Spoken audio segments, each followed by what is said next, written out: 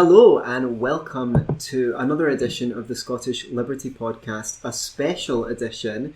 We have with us my friend Stephen Lingham. Hello. And he's doing a show at the Fringe this year called... It's called This Is Not a Safe Space. Welcome to our unsafe space, first of all. Well, tell us your show, how long's it been running now?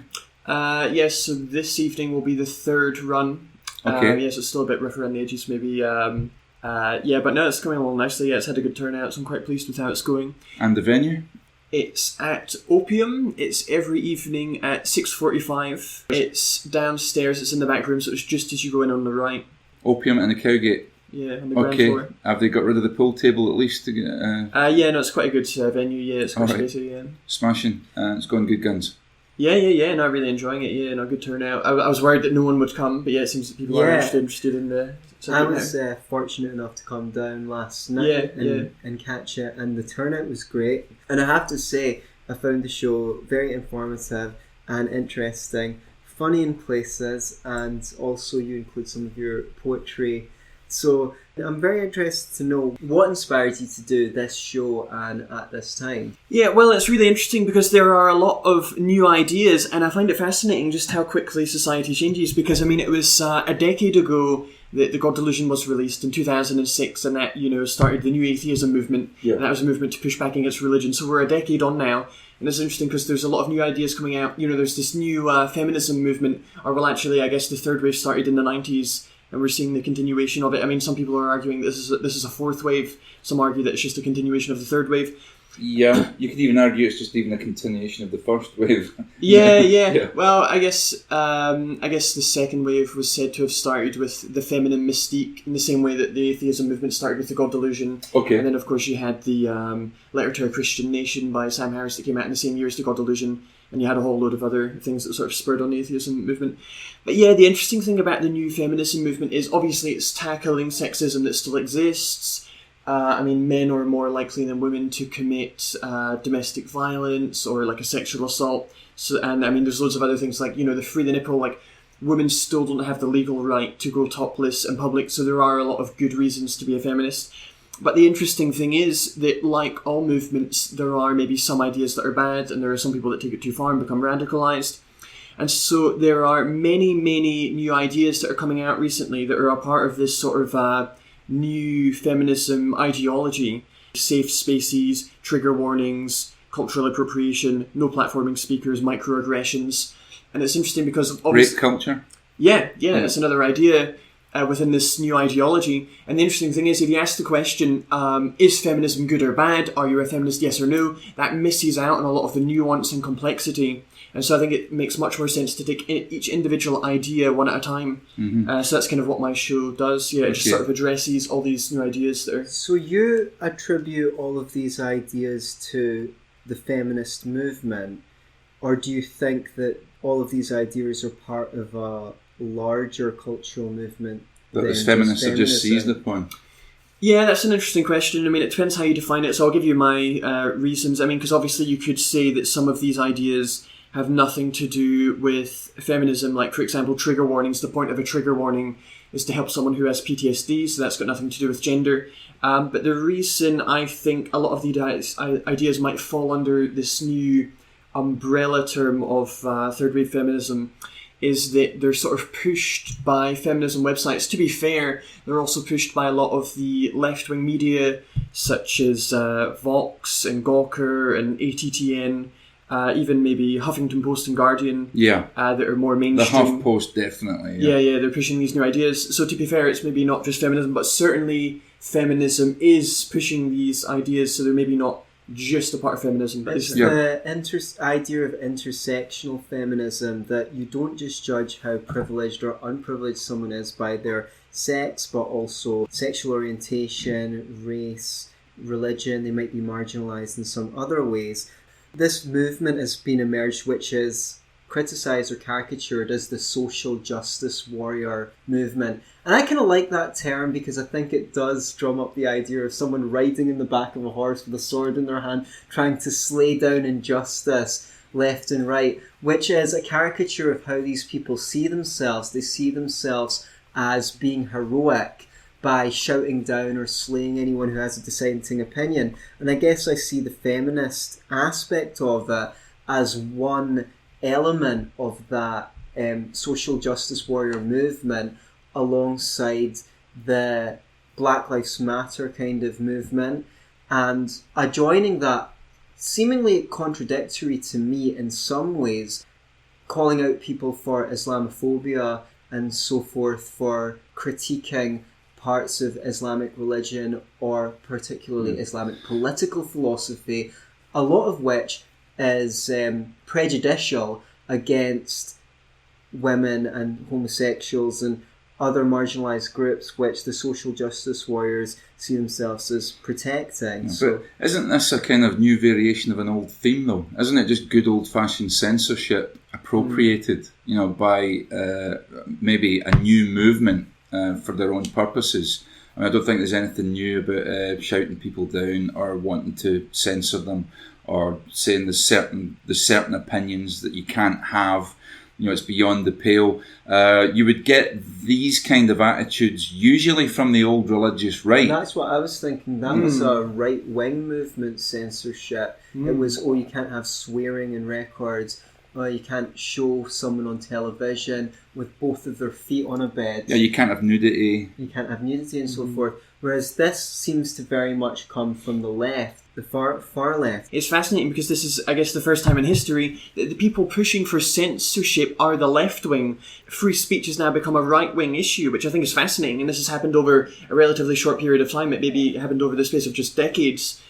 Some people maybe excuse it by saying they have good intentions. They say their heart's in the right place, but I think the road to hell is paved with good intentions. Absolutely. So it's interesting because some of these ideas come from a place of compassion. So people want to ban speakers because someone might get hurt if they hear an idea that they disagree with.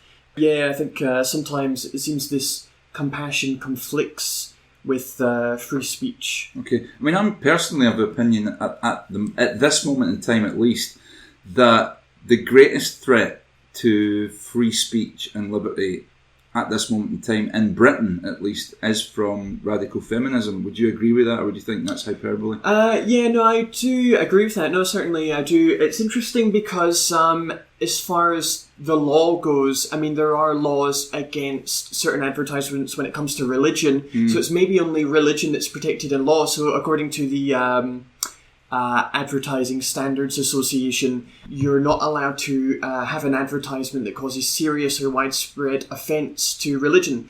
So religious people are protected from being offended by the law. But certainly culturally, it seems this new radical feminism is the driving force for censorship.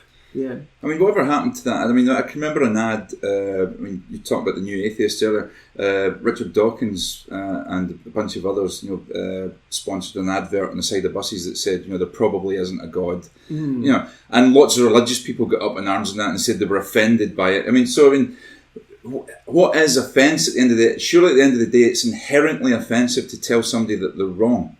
I mean, a lot of people would be hurt by that by saying, look, you're wrong. I think you've got this tragically wrong, and I think you need to have a rethink. A lot of people would be hurt by that. So at what point, I mean, do you think is there anything that should be censored? Is there anything that you shouldn't allow to say? Or is it all a matter of context?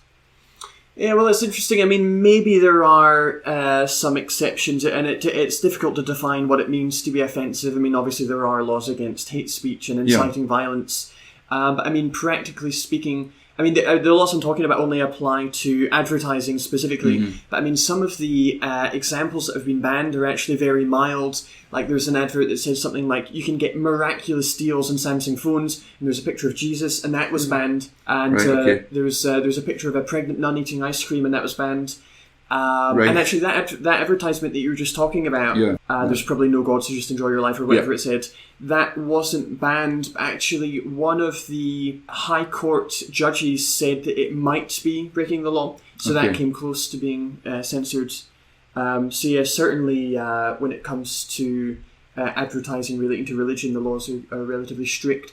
And I mean, I'm involved with the humanists, and certainly humanists would agree that, those laws are too strict, and religion has enjoyed this privilege, and like for the blasphemy laws and so forth. Yeah. But yeah, certainly culturally it does seem to be this new form of feminism that's becoming increasingly popular.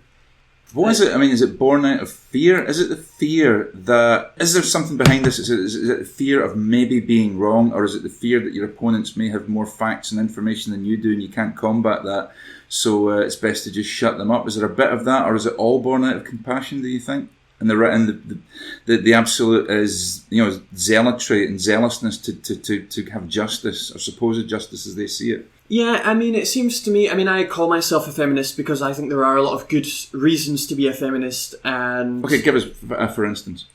So good reasons to be a feminist would be reducing domestic violence, reducing rape, because, there are statistics that are maybe exaggerated, like the 1 in 5 statistic is exaggerated, but, there is still a lot of rape, so I think until we get that number to 0, there's still good reasons. Reducing rape, just to give a counterpoint here, reducing rape, absolutely, and reducing domestic violence, why would that be specific to feminism, though? Why wouldn't that just be conducive to having an orderly society? Why wouldn't that be egalitarian, for example? Why wouldn't it just be being good? What is it specifically about those things that make it a woman's issue or a feminist issue? Surely it's an individual issue.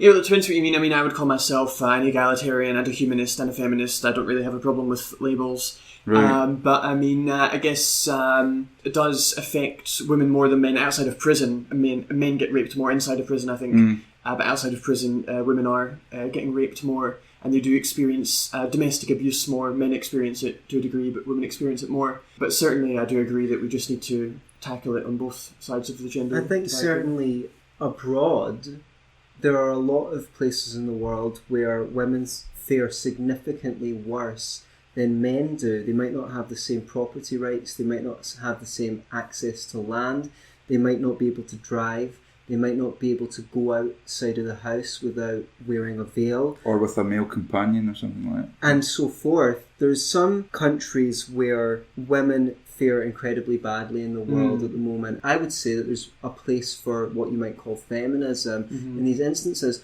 What I find compelling is the fact that these social justice warriors seem to be focused on the idea that Western cultures that sprung up out of Europe, you would think that we were the worst culture. I hate that word we, because I'm not everyone in Europe or North America. You would think that European cultures were the worst, the most unjust, but actually on the world scale, they are some of the most, if not the most egalitarian, multicultural and tolerant cultures in the world. But is it a case, do you think, then, of from those who have much is expected?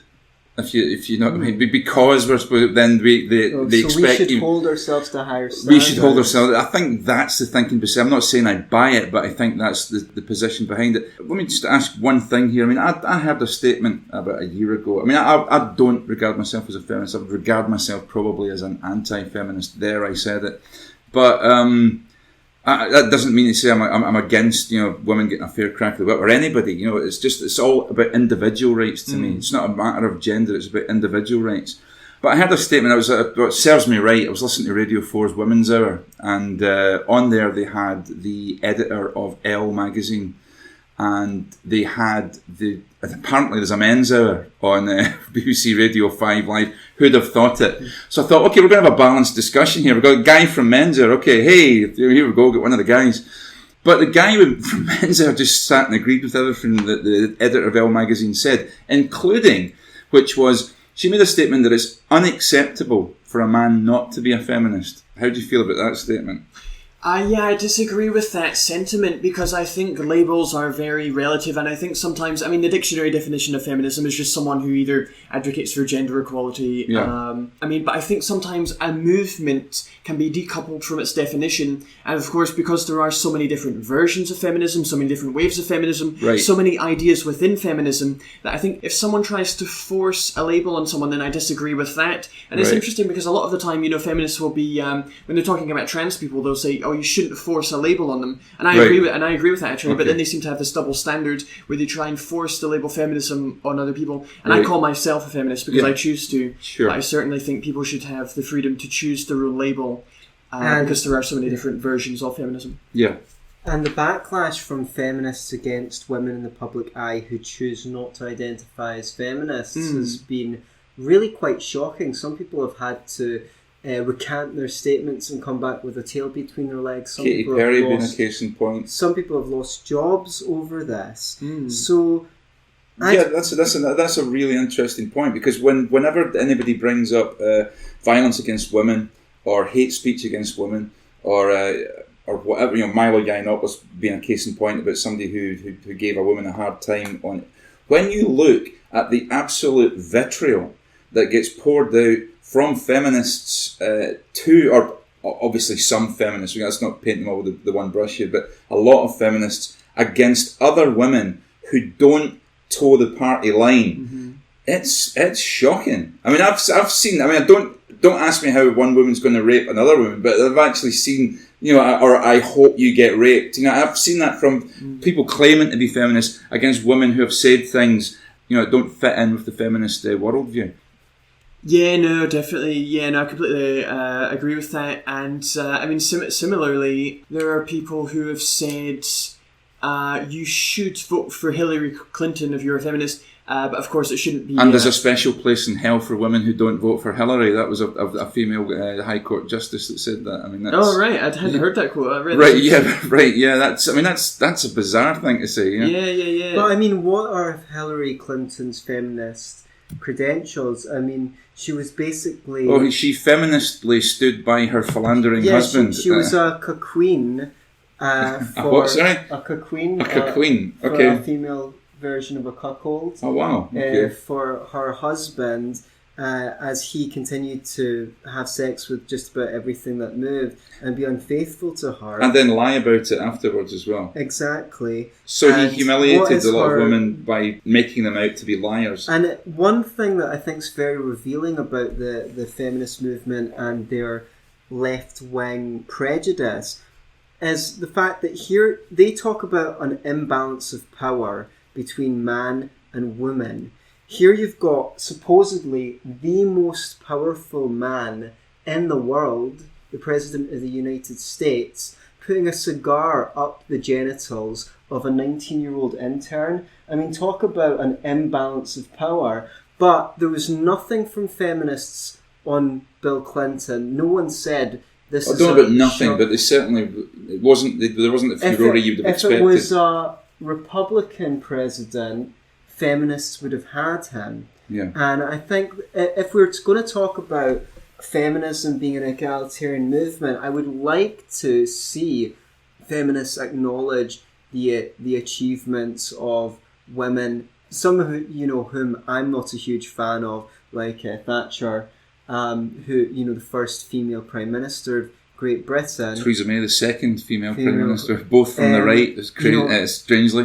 One of, I think, the clearest thinkers in political philosophy, Ayn Rand, obviously absolutely hated and besmirched by feminists, and there was a conservative feminist movement.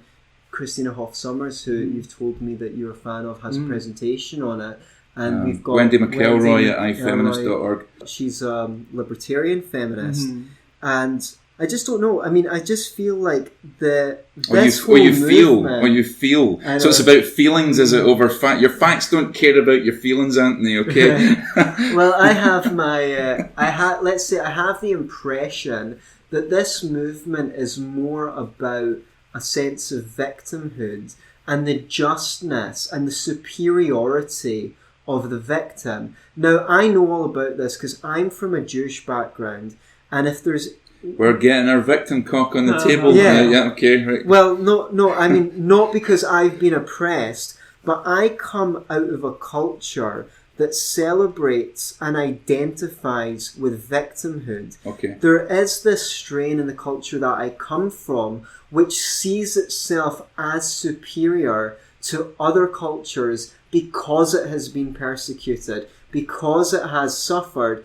And in Judaism and Jewish culture, to a large degree, I generalize, of course, there's this view of seeing that the more you suffer, and it is transported to the personal level, where you see these people I'm not saying all, of course, but there are people in that culture So that wallowing in they the suffering. wallow in their own personal suffering as though it makes them superior. And I think there's a unconscious belief there which is irrational, that because that suffering was so hard, if I now indulge in it, then that will lead to some reward either in the hereafter, or it makes me a better person or something like that.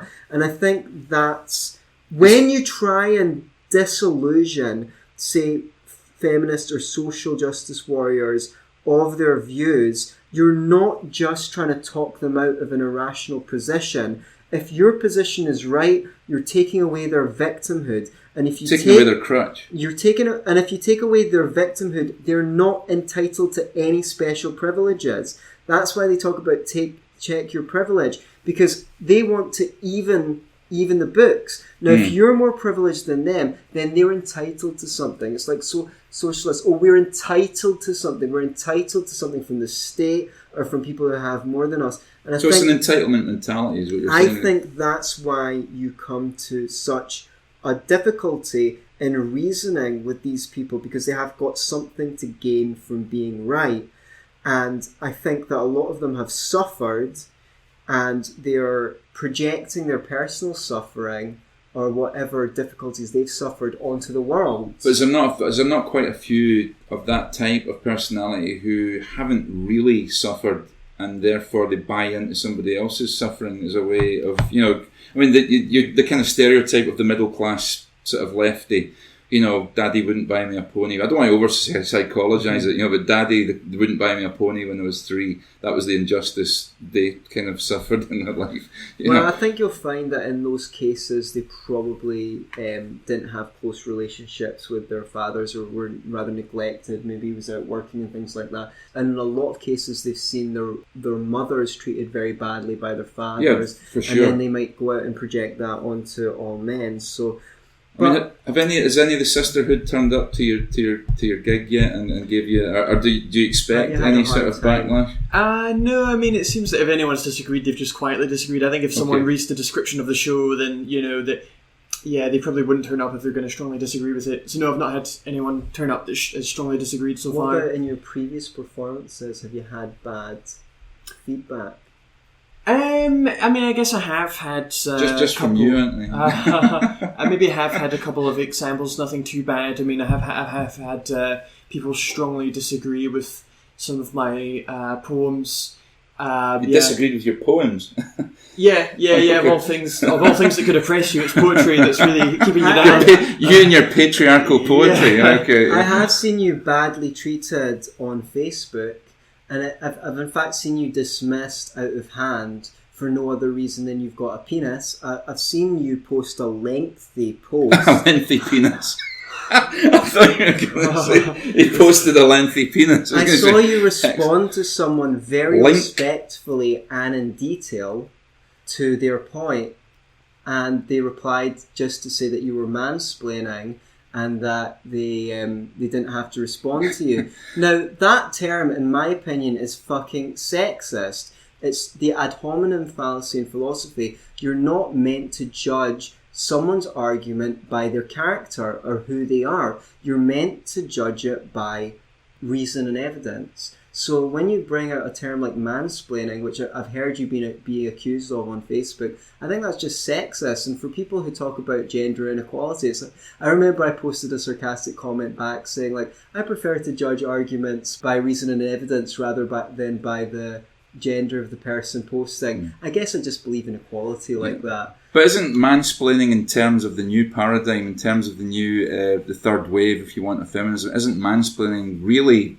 because of your gender, because of the cultural baggage that you bring to the table with your gender, anything that you say that makes a counterpoint to their arguments must be mansplaining? Well, I wouldn't want to strawman them. I think the best definition of mansplaining is, because I think if we're going to criticise it, we need to criticise the best version of it. Okay. So I think the best definition of mansplaining is if a man speaks down to a woman, if he condescends a woman specifically because of her gender, so specifically because he has a sexist bias and he thinks, oh, she's a woman, therefore she must know less about physics than me. So I think that's the best definition of mansplaining. But I still have maybe If I use the term dear every time I speak, if I say, well, it's just, here's how it is, dear, would that be mansplaining? I'm not sure. I mean, I think it's very subjective. Some people wouldn't mind it all being called dear, but I think I still have maybe one or two problems with the word mansplain. So the first problem I have with it is that it kind of generalises about men, and I think if it's done in a joking way, I think that's perfectly fine. Sure. But some people really sort of get up in arms about it. Yeah. So I mean, one thing about modern feminism is their propensity to tack the word man onto anything they don't like. So you have mansplaining, man-slamming, man-spreading. Oh, man-spreading, that's a cracker. We're all doing it now, actually. We're man-spreading as we mansplain. We're all victims of our own internalised patriarchy here. Male privilege, male pride, toxic masculinity. Toxic masculinity, another one. What the fuck is that? I understand what it's incredible. I mean, when you actually isolate it, if you isolate it and you didn't say this is coming Is there such a thing as toxic femininity? Of course not. Don't be silly. Well, it depends how you define it. I mean, I agree that there shouldn't be a double standard, but I think that's a good way to sort of rebut these arguments, because as soon as you start saying, you're women nagging, then of course that sounds sexist, because it is. Of course, right, exactly. So you had a point. I interrupted you. Well, I think with toxic masculinity, I mean, at its worst, I don't mean toxic masculinity at its worst, but the definition at its worst. I mean, I've heard feminists claim that young boys as young as 2 years old have internalised misogyny. Even young girls can have internalised misogyny. I think if they don't agree with feminist points, then they've got... Well, clearly... The only reason... This is the problem with this movement, because it's... I mean, just quickly, just before you say... How many people would immediately understand what misogyny is, but when you say the word misandry, nobody's got a clue, generally speaking, about what misandry is? It's as if, why would that exist? It just doesn't. I mean, men are usually portrayed in the media as... I mean, all of the cartoons that are family-based, like The Simpsons, Family Guy, and etc., the man is always a dumb idiot, and the woman's always incredibly competent, or comparatively competent. Yeah. Men are. I mean, even going back to stuff from the 50s and 60s, like the Moonlighters. He strutted around the place bellowing and giving orders, but he was always the idiot, and the wife was always the one who kept him on the straight and narrow. Now this is back in the 50s, when that was the height of what you would call maybe the patriarchy, if it did indeed exist. Well, I mean, we only care about beer, football, and sex. So I certainly only care about two of those, but you can keep the football. Just give me extra beer and sex. I just want to say something about manspreading as well. This is one of the things that pisses me off, right? Because you've got women having their clitorises chopped off in Africa, right? Mm. And all they can talk about is how oppressive it is if you open your knees too far from one another on the train. I mean, is this really the best they can do? There are serious problems facing women at the moment, and all this fainting couch feminism...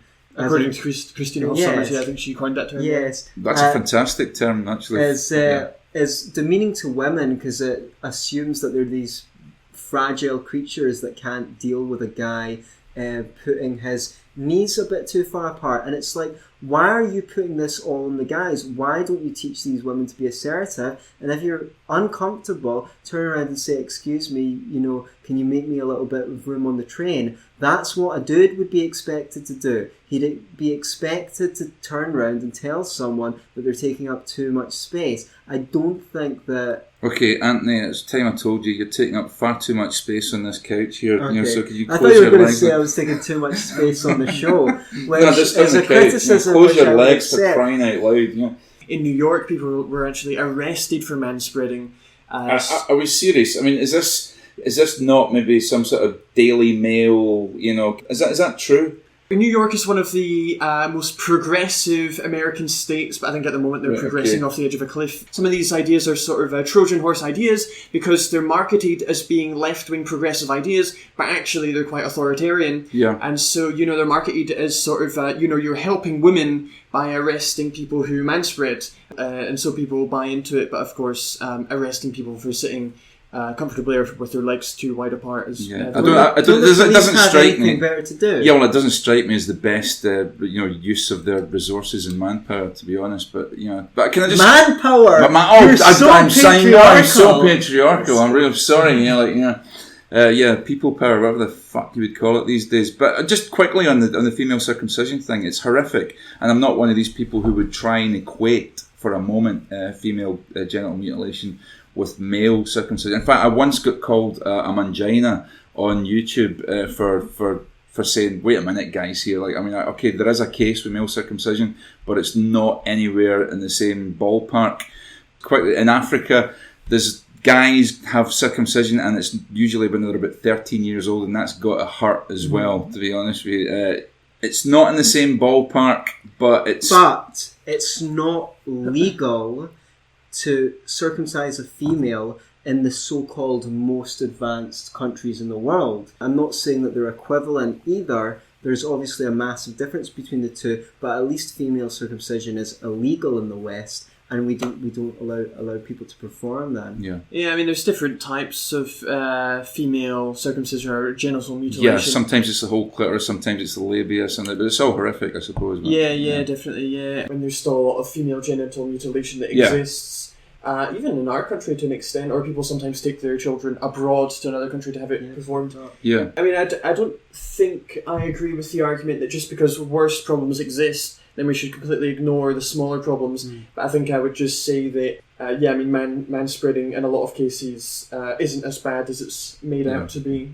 I think maybe one of the reasons there's been a bias created is because, a lot of feminism websites, they do focus maybe 90% or more on women's issues. And because of this, they're never exposed to some of the issues that men face. And of course, if you're only being exposed to that information, then it might create a bias in you. It does. And but how would you ever have equality when you only focus on the needs of one gender? Yeah, and it's interesting because maybe that's fine to an extent, but I think when it becomes problematic is some of the more radical feminists on, for example, everydayfeminism.com, they self-identify as intersectional feminists, but they have a more sort of radical version of intersectionality. Okay, could you explain for us intersectional feminism what that means for anybody out here who wouldn't know? So intersectional feminism is they've effectively replaced the concept of a patriarchy with a kyriarchy. So a kyriarchy is when you're oppressed in more than one way. So it's not just men oppressing women, it's also whites oppressing blacks, it's able people oppressing disabled people, and straight people oppressing gay people, and so on. And this all comes from a Marxist view, where Marx believed that the capitalist is exploiting the worker. Now, we are libertarians, we're voluntarists, and we believe that that is a mutually beneficial relationship between the employer and the employee. Or at least it can be. It can be. At least it can be. Yeah. But Marx saw everything in terms of victim and perpetrator, and this has been adopted. Or an oppressor and an oppressed class. Exactly. And this has been adopted into feminism and then exported throughout all of these different social relationships. So does it actually need an oppressed class in order to... Can women and men exist in a non-oppressive way in our society? Is that possible? Yeah, well, it's interesting because according to Everyday Feminism, which is this sort of radicalized version of intersectional feminism, they have these ideas of men are the oppressors and women are the oppressed, and they redefine the word sexism to mean prejudice and discrimination plus power. And so by this definition, it's impossible to be sexist towards men. And so I think the basic idea of intersectionality can actually be a good idea, because someone might have a privilege in one way and they might be oppressed in another way. But what the problem with everydayfeminism.com is that it makes this generalization that all men are the oppressors and all women are the oppressed. So a duchess, despite the fact that a duchess is more privileged than her butler, let's say, she can't be sexist towards her butler. Yes. That would be the theory, at least. Yes. Yeah. So the Duchess has more overall privilege, but a feminist from everydayfeminism.com would argue that the butler has more male privilege. And so they would say that a homeless black gay man still has more male privilege than a middle-class, rich white woman. How does the matrix work? I mean, do they have an X line and a Y line, and kind of like how does it? I mean, like, is there? I would love a game of Top Trumps where it was based on intersectionality and patriarchy and stuff like that. So we could all sit here with our top trump cards and read them out, and you get your privileges on the table. And I don't know what trumps what. I take it a lesbian woman would trump a gay man in top trumps. I mean, people have already sort of taken the piss out of this idea. All right, okay. I mean, you have what's called the Oppression Olympics, which is kind of a jokey way of taking a bash at this idea. But no, it's interesting because I think there's good stuff and bad stuff to come out of this idea. So the good thing is there are a lot of complex ways in which people can be privileged and oppressed. But I mean, the bad thing is when people make generalizations, because of course in reality it's very nuanced, and I mean, men experience more violence than women, at least in terms of physical assaults. But of course that is carried out by men. True, but here's the thing: if you said to feminists, look, most black men in America are not killed by white policemen; they're killed by other black men. They would immediately say, well, you have to examine the underlying social circumstances in which that comes about. But they don't apply that same thing. When you say, like, a man is far more likely to be the victim of violent attack than a woman. It's not the victim's fault. It's not the victim's fault that most men... see if you're one of these guys that you're just walking down the street, a peace-loving guy minding your own business, and you get beaten up. And it's not much use to you to say, oh, well, you were beaten up by a man. I've never been so glad to be an individualist rather than a collectivist than having this conversation on this intersectionality where you said, well, that butler's got more male privilege, even though he's the butler, because they don't see human beings as flesh and blood individuals. They see them as demographics. I don't think there's anything more racist or prejudicial than defining someone by their sexuality, their race, their class, their gender. I mean... that's back to what you said about enforcing labels on people. Definitely. It's become all about identity. People refer to them as the identity politics. Yeah, exactly. Yeah. So it's this sort of putting people in this pigeonhole and then making generalizations about that pigeonhole, saying either everyone in this group is oppressed or everyone in this group is some sort of patriarchal force. Tell us about your show. So my show addresses a lot of these ideas because obviously in the time we live in, it's difficult to talk about some of these ideas because, I mean, you might be seen as unsensitive if you have a sort of blunt conversation about some of these ideas. And of course, there is a lot of cultural pressure to not question some of these ideas because you may be seen as harming women if you're questioning feminism. Yeah. Do you ever get the expression "tinned"? There is no debate. These things have been settled, sealed, decided. What's the need for debate? Because we already know that what we feel or what right-thinking people think about these things. I mean, do you get that attitude? I mean, I've never heard the word "tinned" used in that way before. It's for me as well. Is it tinned? Yeah, there is no debate. Well, capitalism versus socialism, man. Sorry, go on, Stephen. But yeah, I mean, I cover other things as well. I mean, I talk about Islam. It's not just feminism that I'm addressing. I'm addressing Islam and Charlie Hebdo and things like that. Actually, one of my favourite thinkers on Islam is Majid Nawaz, and he makes some really important distinctions.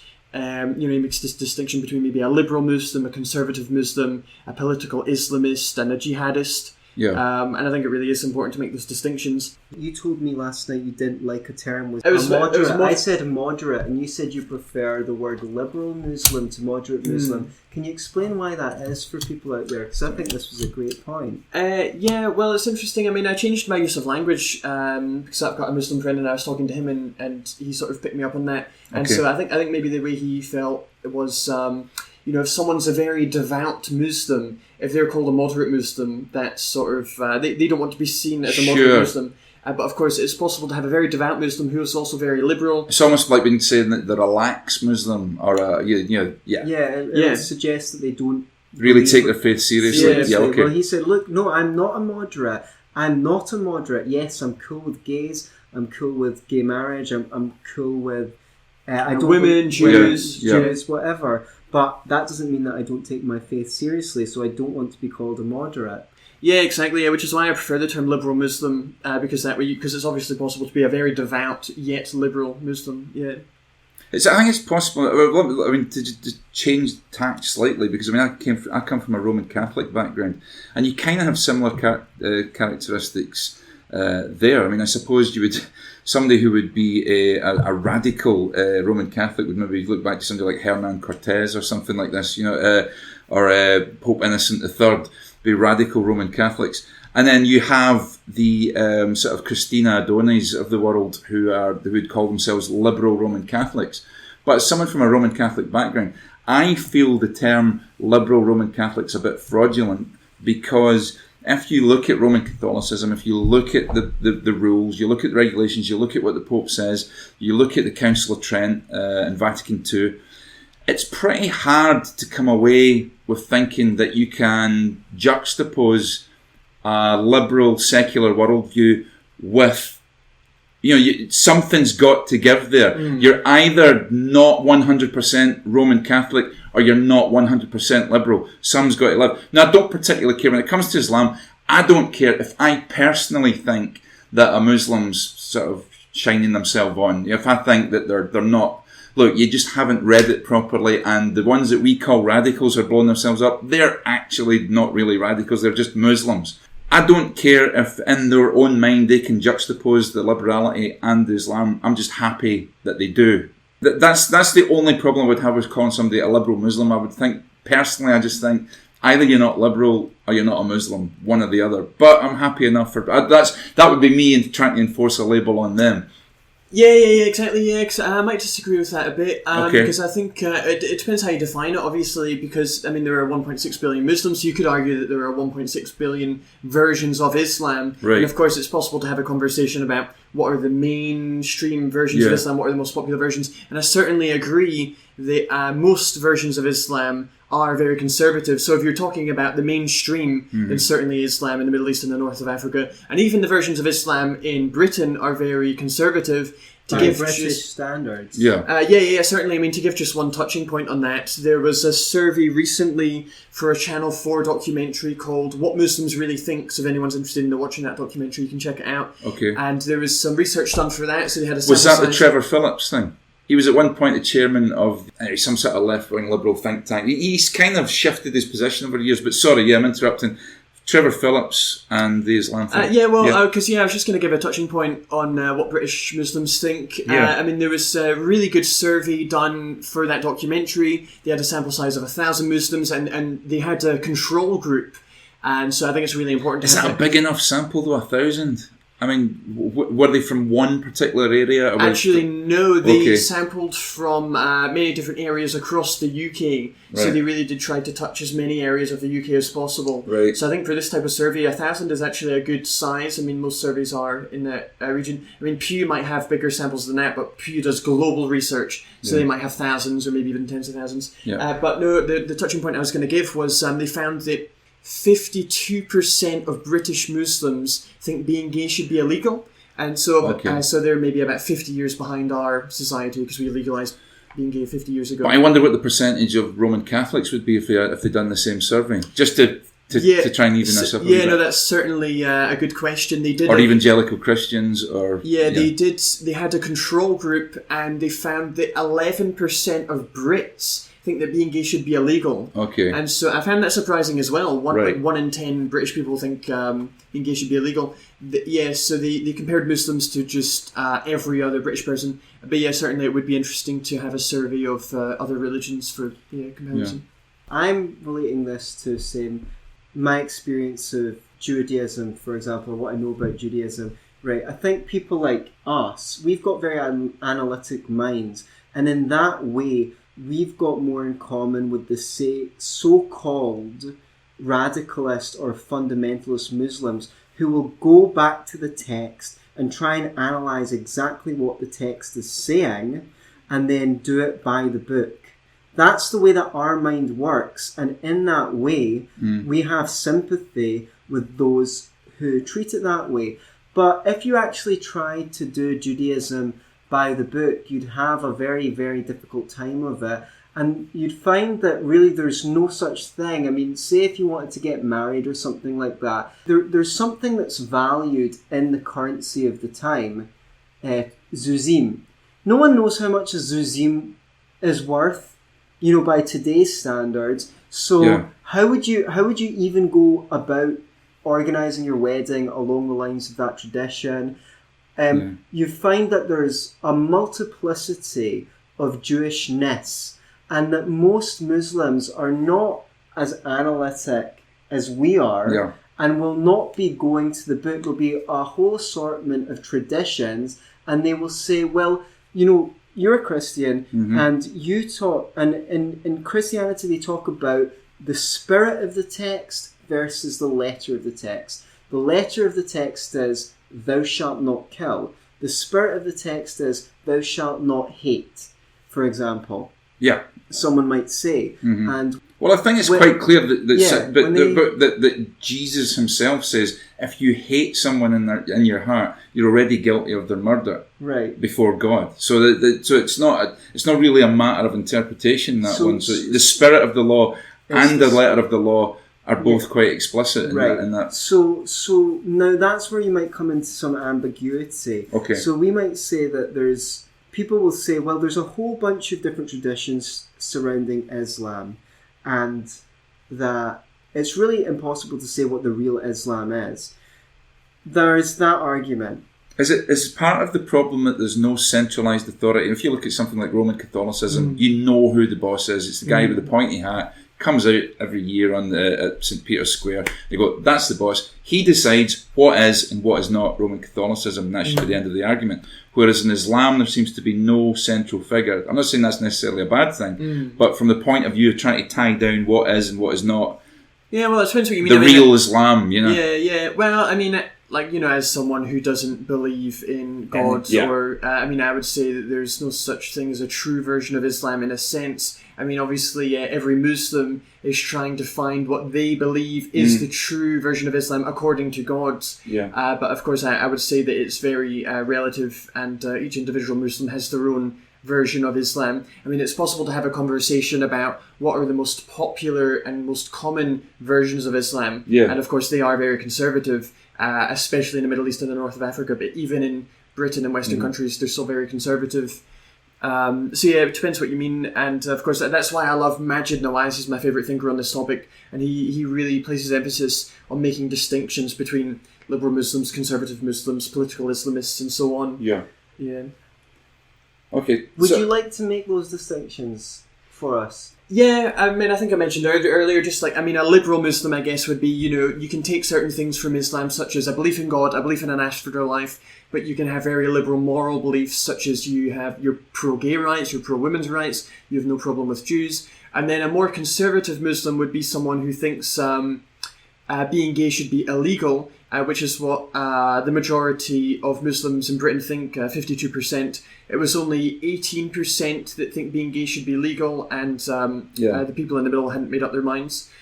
And so that would be a conservative Muslim. A political Islamist is someone who wants to actually impose Sharia law on other people, so they're interested in creating an Islamic state. And an interesting fact I learned from reading Maajid Nawaz's book with Sam Harris is that actually a lot of Muslims, the majority of Muslims in the Middle East, aren't Islamists, even though they're very conservative.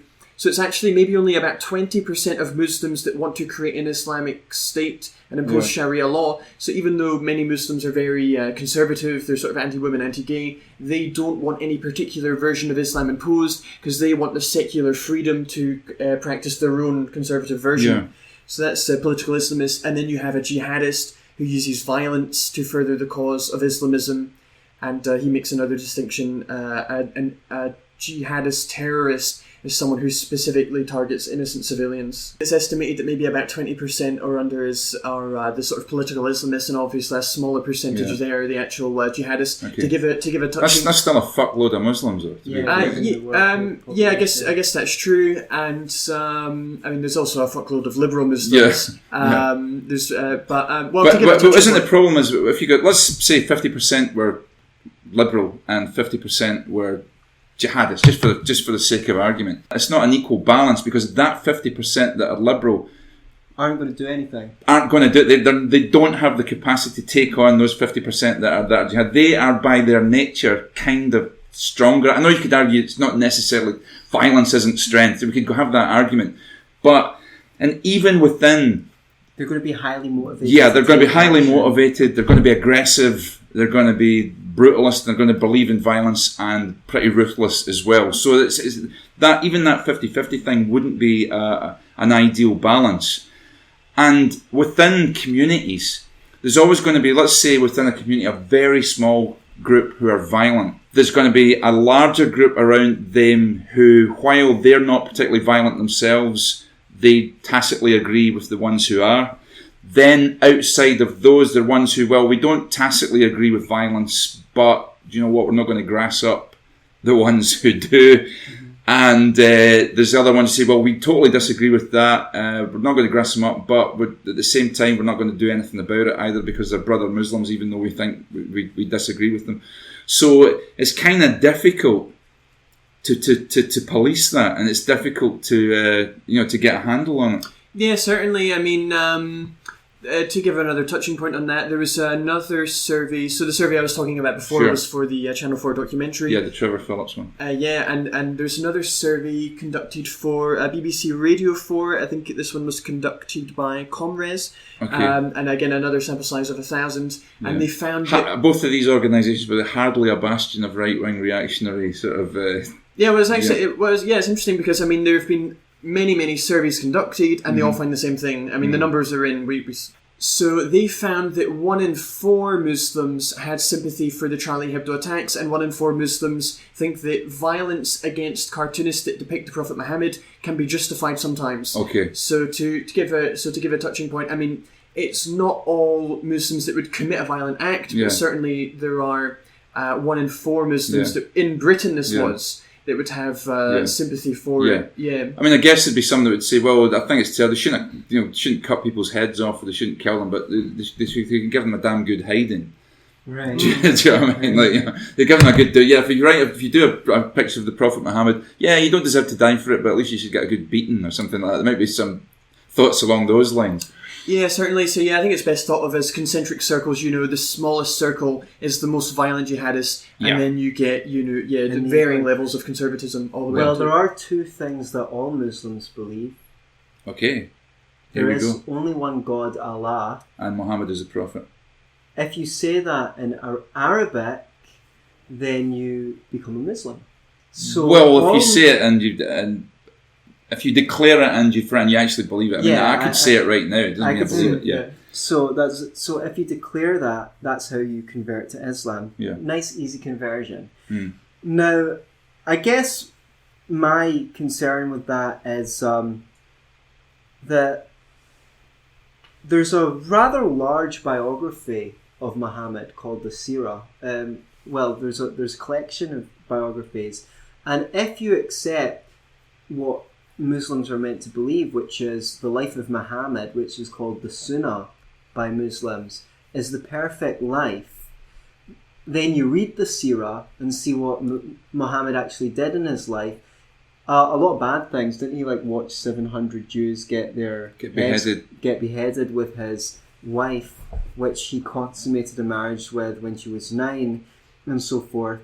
It's kind of hard to nicely say to someone, I'm sorry, but your prophet's a paedophile warlord who killed a whole bunch of people that didn't agree with him.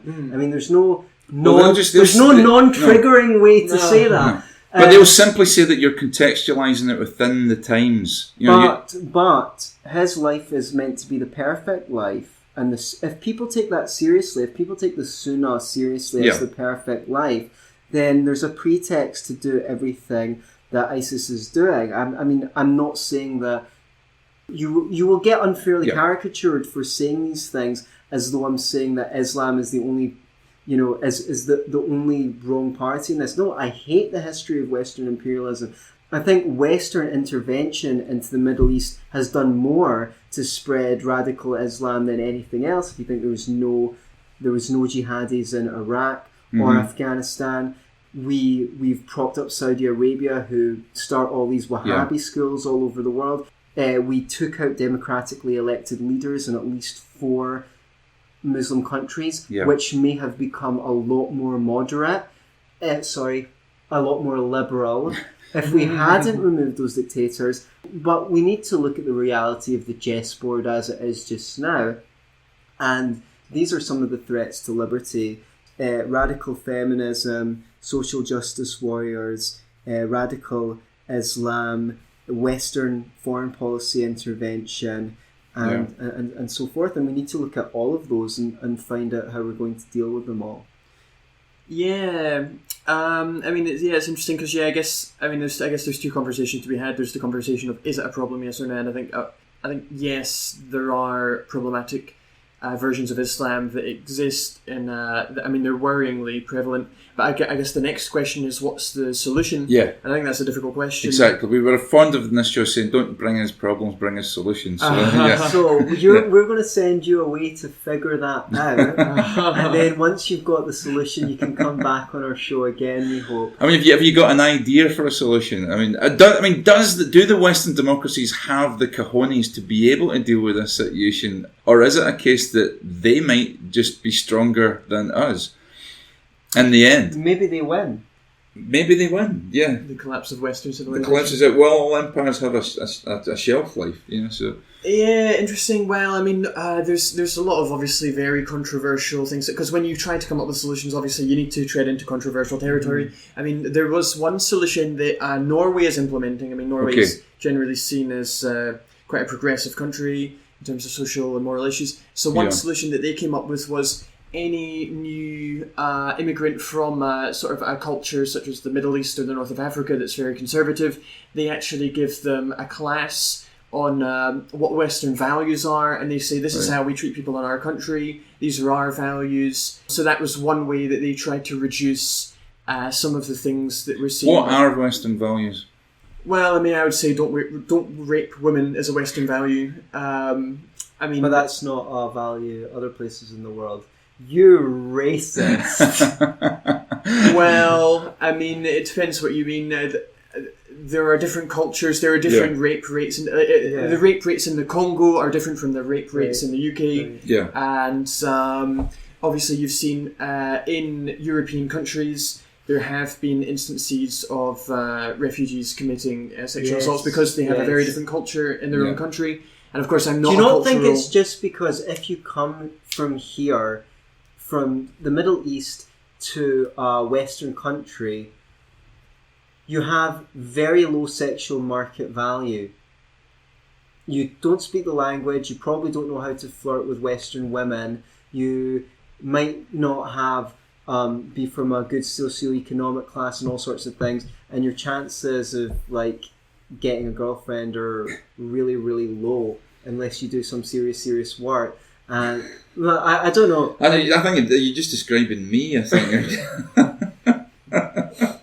Sorry, I might be going down a dead end. I might disagree with you on that. Do we not need to all go to workshops on how to be a sweet pickup artist or something like that? This is the problem I have with this kind of thing. The idea that you need to go to, anybody should go to a workshop and learn how to be, westernized.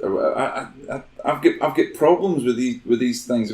I think that they're problematic. We had Theresa May had the same sort of idea here, I believe, where we would give people some sort of test to find out if they knew about British values, and I don't even know if they work. Let's suppose somebody swatted up the way you do a driving test. We all do a driving test. We all learn how to pass the test. We all learn how to pass the written exam.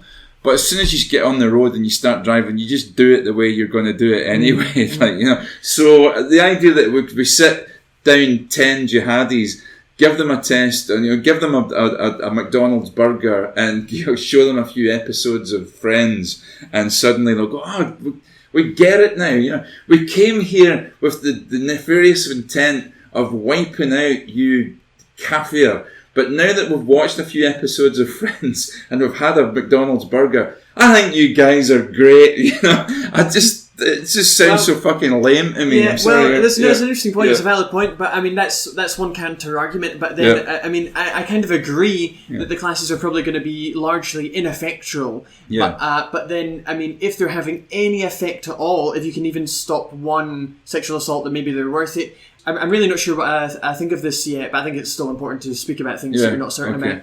But is it maybe a case of when you go like, it's not, you don't have an excuse anymore that you don't know what Western values are. You don't have an excuse that you come from an alien culture. You've been told, and you still went ahead and done this. So it's like, is it maybe responsibility? Yeah, is it maybe that? I don't know. Yeah, I guess so. I mean, I guess the reasoning is that you're helping in some way. I mean, I do agree that the classes probably aren't. You're not going to change someone's worldview in the space of an hour class. Yeah. So I agree with you on that point.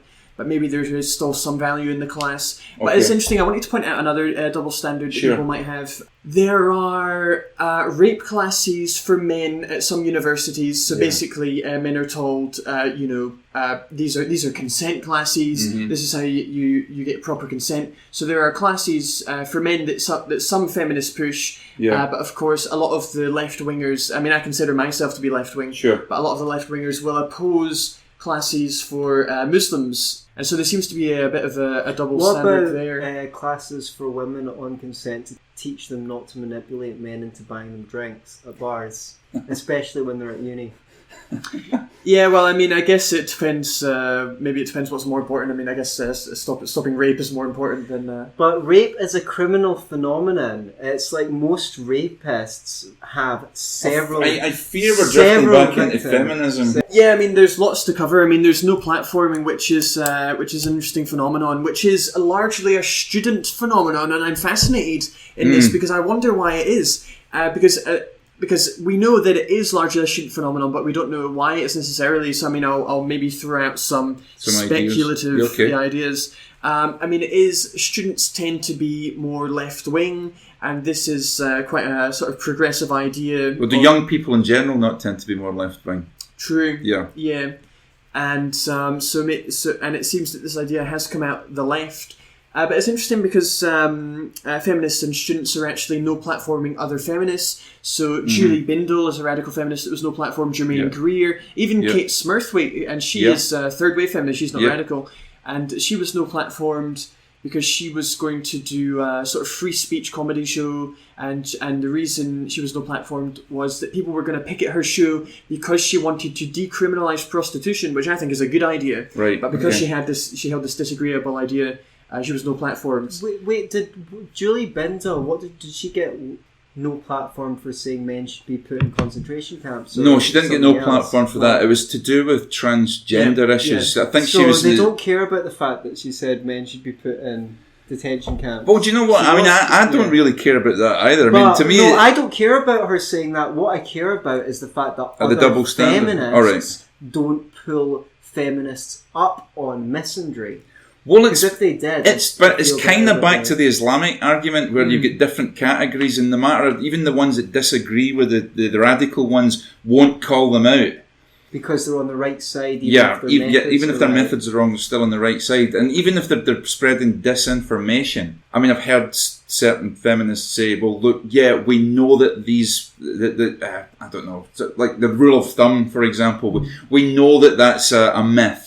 But do you know what? It doesn't matter if we get it out there and it brings people on board and it activates people. Then all good. You know, it doesn't matter that it's actually a lie as long as people believe the lie and it helps. It helps the cause.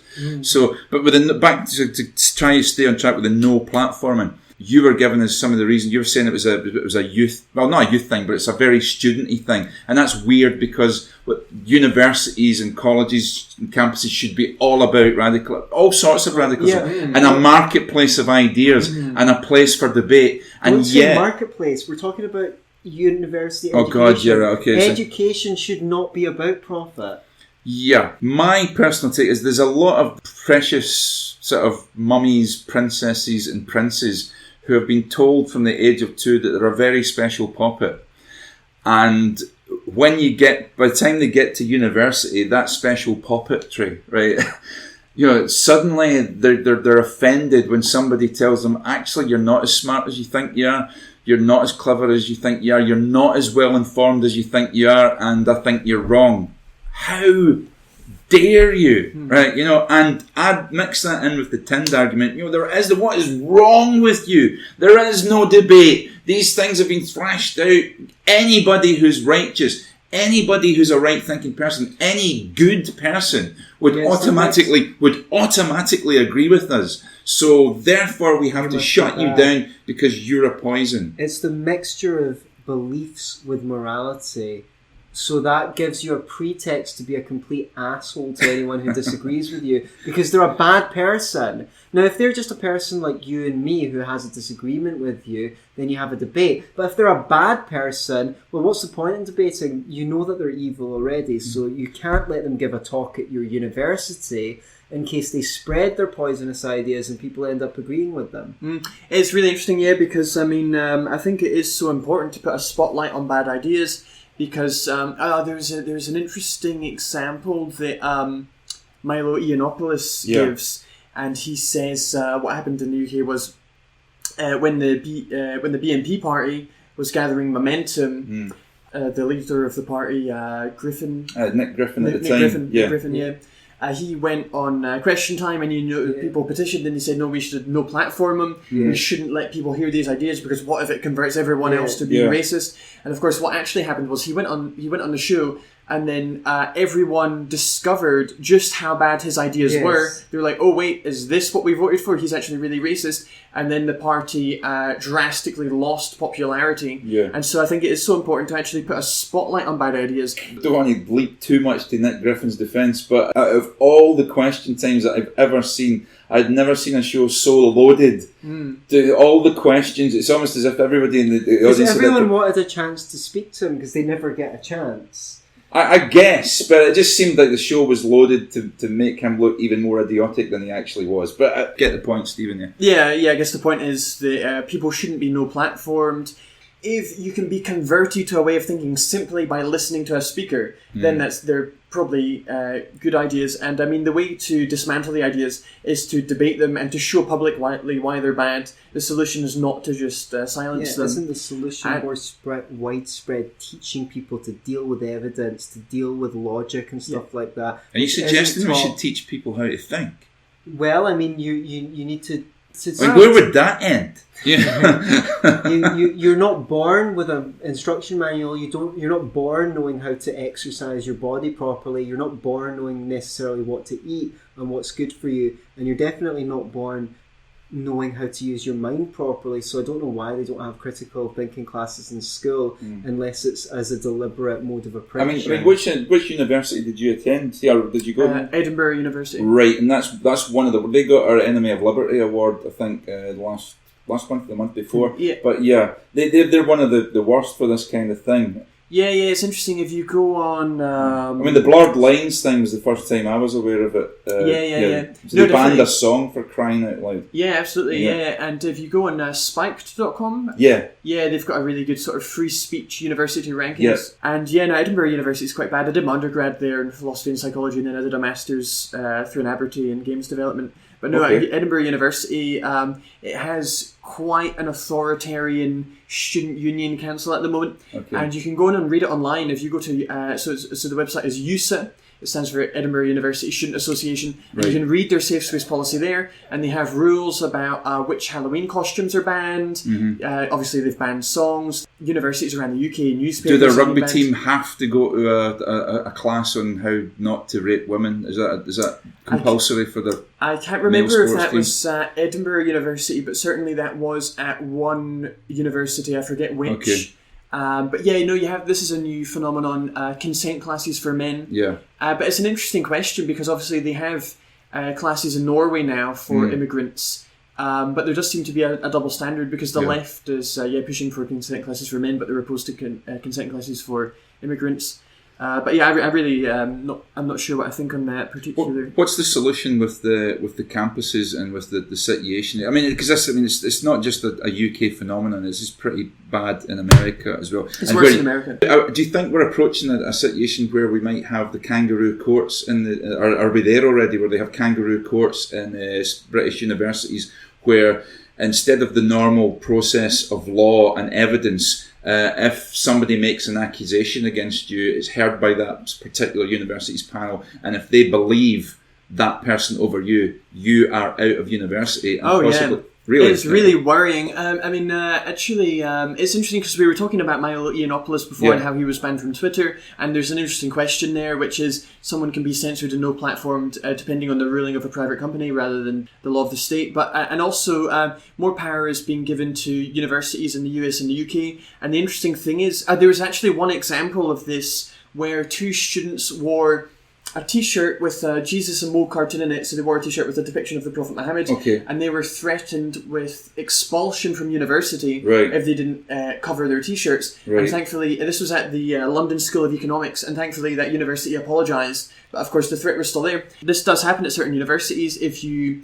do the wrong thing, then you're threatened with expulsion or various other things. So we've now got a case where obviously a lot of people want to go to university, but while you're at university, you're subject to the laws, the rules of the university. And the worrying thing is that the way universities are composed is you have lots of different societies, which is a good thing. You then have a student union which presides over the societies and sets the rules. And then in the UK, you have this organisation called the National Union of Students, which is an organisation that presides over every student union. And so each level adds more and more rules, and these rules are applied to speakers. So if a speaker violates these rules, then they're banned. And student unions are banning all sorts of things like songs and Halloween costumes and all sorts. And given that, at one time maybe 1 in 5 university lecturers was a conservative or a libertarian, and 80% were liberals or leftists, and now that's reduced to maybe 1 in 20 as a conservative or a libertarian. I worry as a liberty-minded person how long before, having a pro-capitalism position, believing in free markets is seen as somehow oppressive and wrong. And the few lecturers who talk about how capitalism has been enriching the poor throughout history and in the poorest places in the world as we speak, the ones that have moved away from central planning towards free markets are seeing the greatest gains in terms of people coming out of poverty. How long before saying that in a university campus is going to get you banned or in front of one of these tribunals? Because doesn't everyone know it's tinned and capitalism is oppressive? Yeah.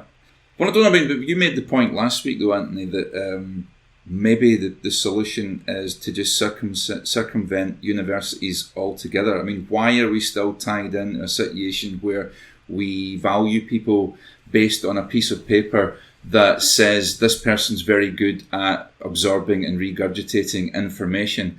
Maybe the way forward is just to democratise education, if that's the right word, democratise, or just break up the educational establishment to the extent where we don't value these things anymore. We value people as individuals. We value them for their innate abilities, and we value them for themselves, as opposed to just down to a certificate. I mean, can you see that happening? I'm not sure what I think about that.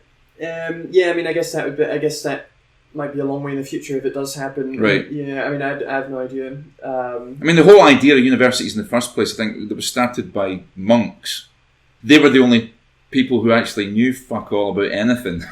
So people had to go to university because that's where they had all the books for a start. Exactly. Whereas all the books aren't in the universities anymore. You can get all the books online now anyway. So back then, books were extraordinarily expensive. Now, most people have a library in their house. Yeah. The universities were built around the library. Yeah. Yeah, do you know what I mean? That's a really interesting point. Yeah, I agree with that because, increasingly we're getting to the point where, books are cheap and you can get electronic copies of books, so they're effectively free if you want them to be free. And you can get very good quality lecturing and tutoring online as well. I learned about economics from YouTube. Yeah, because if the state wanted to make it less expensive, they could just pay for the best lecturers to do the lectures, record those lectures, and then distribute them digitally for free. And you could do that with books, and then the only cost of it would be printing the book yourself. So you could make education a lot easier. And I guess all the only cost would be a place where you would need to turn up and sit the exam and get the certificate, which would surely cost a lot So do you less. think we're up against we talked last week about the academic industrial complex. I mean, everybody talks about the military industrial complex, it's a given, but the academic industrial complex where you have highly paid people in good jobs, and if anything that threatens their crap game, so to speak, has got to be opposed. So I guess those types of people will oppose the democratization and the cheapening of making education more accessible. I mean, they talk a lot. They talk a lot about making education more accessible, and they talk a lot and free education. But yet, they consistently put obstacles and barriers to entry in the way of that. Yeah, I mean, if you believe in free education, that's excellent. I mean, we put out this program and we teach about economics and current affairs as well as just having a good chat and a laugh. If you're a lecturer and you believe in free education, why aren't you putting your lecture series on YouTube so that anyone can benefit from it? And I think this is what we're going to see in the future. I think we're going to see people migrating from real life universities, especially as fees go up and things like that, to online universities where they can link with students all over the world and have online seminars and learn from each other and teach each other with rock star famous lecturers, people as charismatic as Brian Cox with the brain of Isaac Newton, teaching them. So tell everyone once again where they can find your show. Plug it, tell them to come and see you, because I recommend your show. I mean, if you're interested in any of these ideas, I mean, it's Opium at 6:45 every evening. It's every evening till the 20th of August, yeah. So you've got 12 more nights to catch Stephen's excellent show. This is not a safe space. And is it part of the free fringe? Yeah, it's a free show. Yeah. Wow. Yeah. Okay. So, come on, yeah, free. Go along. Yeah, get there. So, Stephen, it's been informative and it's been fun. Thanks very much for coming on the Liberty Podcast, and please come back and join us again. Yeah, thanks very much. Yeah, I'd love to come back. It's very enjoyable to discuss dangerous ideas, and I think the irony is that although we're in a space that isn't safe, this often is the safest space to discuss these dangerous ideas. Yeah. Agreed. Just a quick note to say that you can find Stephen's details, his Facebook page and other pages, in the description of this video or in the description of the podcast if you're listening on iTunes or SoundCloud.